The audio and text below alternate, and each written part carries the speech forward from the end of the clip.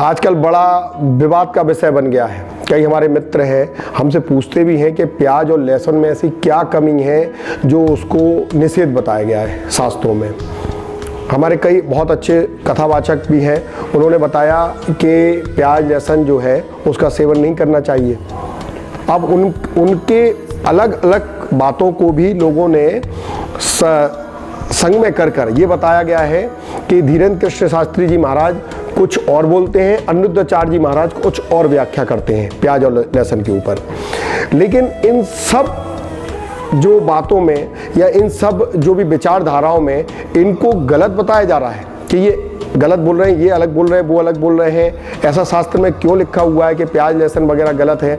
सबसे बड़ी बात ये है कि कोई भी संत, कोई भी साधु, कोई भी व्यास जी अगर कोई आपको ज्ञान की बात बता रहे हैं तो हम उसको धारण करने की अपेक्षा उनके ऊपर आक्षेप लगा रहे हैं कि वो जो बोल रहे हैं वो ऐसा क्यों बोल रहे हैं, वो वैसा क्यों बोल रहे हैं। यही अज्ञान है कि हमें जब कहीं बैठकर ज्ञान की बात मिल रही है और उसको समझाने का तरीका अलग अलग है तो वो अलग अलग तरीका क्यों है, ये भी एक बात है। चाहे हमारे धीरेन्द्र कृष्ण शास्त्री जी महाराज हों या भले ही अनिरुद्धाचार्य जी महाराज हों, उनकी विचारधाराएं अलग अलग हैं, किंतु उनका संकेत क्या है, उनका लक्ष्य क्या है, हमें उस ओर भी ध्यान देना चाहिए। दोनों ही व्यासों ने, दोनों ही हमारे संतों ने जो काफ़ी गुणवान हैं, उन लोगों ने कोई गलत संदेश नहीं दिया है, ना ही एक दूसरे की बात को उन्होंने काटा है। बस उन्होंने आपको समझाया है, उनका उद्देश्य आपको बताना है कि प्याज लहसुन हमारे शास्त्रों में निषेध बताया गया है और उसका कारण क्या है। तो उन्होंने जिस तरह से समझाया जा सके उस तरीके से उन्होंने आपको बात समझाई है। अब हम आते हैं कि अलग अलग व्यास की व्याख्याएं अलग अलग क्यों होती हैं। ये बहुत जरूरी बात है, उस पर हमें ध्यान देना चाहिए। अलग अलग व्यास अपनी अलग अलग बात कर रहे हैं, ऐसा क्यों है, लेकिन उन व्यासों की अलग अलग बातों में ज्ञान है, ये आपको जानना चाहिए। वो किसी ना किसी प्रकार से जिस भाषा में आप समझना चाहते हैं उस भाषा में आपको समझा रहे हैं, बता रहे हैं कि शास्त्रों में किस चीज़ का निषेध बताया गया है, किस चीज़ को बताया गया है कि वह आपके अनुसार है, उसको आप ग्रहण कर सकते हैं। उस पर भी ध्यान दीजिए। हमारे शास्त्रों में हमारे सिद्ध पुरुषों ने, हमारे संतों ने एक बहुत अच्छी बात बोली है कि इस मृत्यु लोक में परम तत्व को प्राप्त करने के उद्देश्य से हम लोगों को उद्योग करना चाहिए। परम तत्व की प्राप्ति कैसे होगी? परम तत्व की प्राप्ति होती है ज्ञान से। हमें जहाँ कहीं भी ज्ञान मिल रहा हो, हमें उस ज्ञान को अर्जित करना चाहिए। अब आते हैं प्याज और लहसुन निषेध क्यों है। अब ये सवाल मैं आप लोगों से पूछना चाहता हूं कि अगर मान लीजिए हमारे परमात्मा को, हमारे भगवान को, हमारे बिहारी जी को, हमारे श्री नारायण को अगर हम कोई भोग लगाते हैं, क्योंकि हम जो प्रसादी पाते हैं, जो भी हम भोग ग्रहण करते हैं, उस चीज़ का भोग हम लगाते हैं। लगाते कि नहीं लगाते, आप लोग बताइए। लगाते। जब हम अपने भगवान को भोग लगा लेते हैं उसके बाद ही हम उस प्रसाद के रूप में उस भोजन को ग्रहण करते हैं, या कोई भी खाद्य वस्तु होती है उसको ग्रहण करते हैं।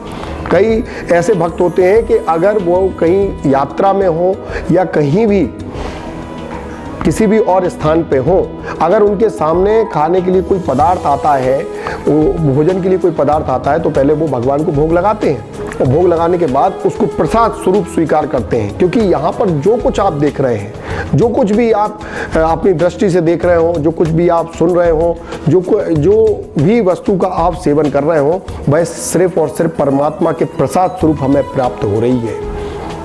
अब आप ये बताइए कि भगवान को भोग कैसी वस्तुओं को लगाना चाहिए, भगवान को भोग कैसा अर्पण करना चाहिए।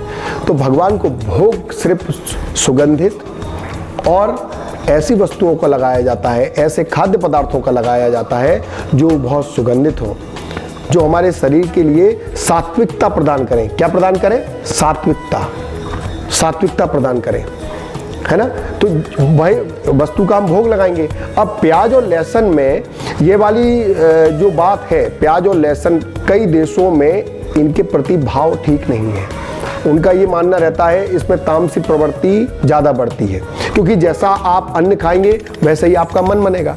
और हमारे शास्त्रों में ये बात बतलाई गई है कि हमें अन्न कैसा खाना चाहिए, जो हमें सात्विकता प्रदान करे। कैसा भोजन करना चाहिए, आप बताइए पंडित जी महाराज, कैसा भोजन करना चाहिए?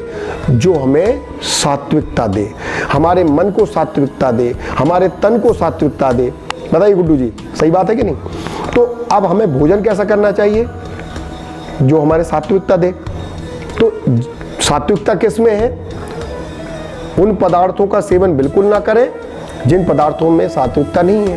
प्याज लहसुन में तीक्ष्णता है। क्या है?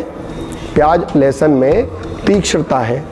उनके अंदर तामसी पदार्थ पाया जाता है, वह दुर्गंध युक्त होता है। प्याज लहसुन का जो सेवन करते हैं वो दुर्गंध होता है कि नहीं होता है? आप खा के देखिए कभी प्याज को।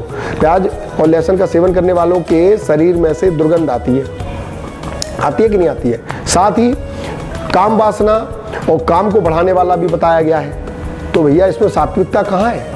अब जब इसमें सात्विकता नहीं है तो प्रभु का हम भोग उसको कैसे लगा देंगे? और जो वस्तु हमारे बिहारी जी को पसंद नहीं है, हमारे गोविंद को पसंद नहीं है, उस वस्तु का सेवन आप कैसे कर लेंगे? कैसे कर लेंगे? जो हमारे भगवान को, हमारे वृंदावन बिहारी लाल जी को अच्छा लगता हो, हम उनको वही अर्पित करेंगे। और उनको क्या अच्छा लगता है? सात्विकता अच्छी लगती है। जब आप सात्विकता उनको परोसेंगे और वही प्रसाद रूप में हम पाएंगे तो प्याज लहसुन तो अपने आप ही निषिद्ध हो गया। अब रही बात, दो कथाकारों की बातें अलग अलग हैं, तो भैया समझाने के लिए किसी भी तरह का उदाहरण दिया जाए। शास्त्रों में तो यही बताया गया है कि जो अमृत केतु ने, राहु ने धारण कर लिया था और जब उनकी धारण अलग हुआ था तो वो जो यहाँ पर हड्डी गिरी उससे क्या हुआ?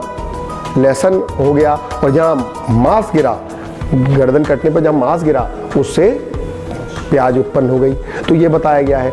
अब सिद्धों ने जो बात बताई है, शास्त्रों ने ये बात बताई है, तो उनको बताने का तरीका अलग अलग हो सकता है, किंतु भाव सबका एक ही है कि जो हमारे ठाकुर जी को बिल्कुल पसंद ना हो उसका सेवन बिल्कुल ना करें। और रहने, खाने, सोने, पहनने, ओढ़ने इत्यादि से जो कुछ भी है उसमें अगर सात्विकता ना हो तो उसको कभी भी हमें ग्रहण नहीं करना चाहिए, क्योंकि सात्विकता से ही प्रभु का भजन होता है और सात्विकता से ही भगवान की प्राप्ति होती है। इस बात का विशेष ध्यान रखना चाहिए। श्रीमन नारायण।